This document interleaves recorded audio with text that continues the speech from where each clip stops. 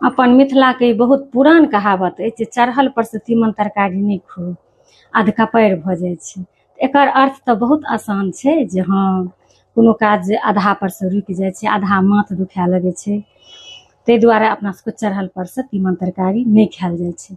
लेकिन दूध के डाढ़ी खेला से बियाह में पानि हेतौ, एकर हमरा दूर दूर तक कोनो अर्थ नहीं देखाई दैया। तो अगर अहाँ सबके एकर अर्थ पता अछि तो अहाँ सब जरूर हमरा कमेंट कऽ के बताएब।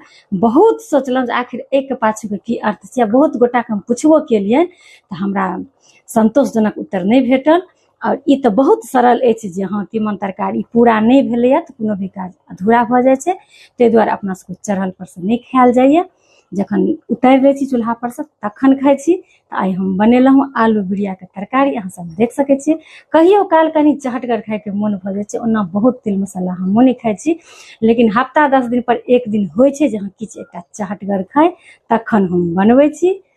करीब 8-10 दिन पर चहटगर कोनो तीमन तरकारी। तो आई हम रेसिपी नहीं बता सकलहुँ, कनी व्यस्त रही। अगर अहाँ सबके एकर रेसिपी चाही तो अहाँ सब कमेंट करब, हम आगू दिन बनाएब तो जरूर हम अहाँ सब लेल विस्तार पूर्वक रेसिपी हम पोस्ट कर देब। तो मिलै छी हम अगला वीडियो में बहुत जल्दी। ताबत तक लेल सब गोटा के जय सिया राम, जय मिथिला धाम।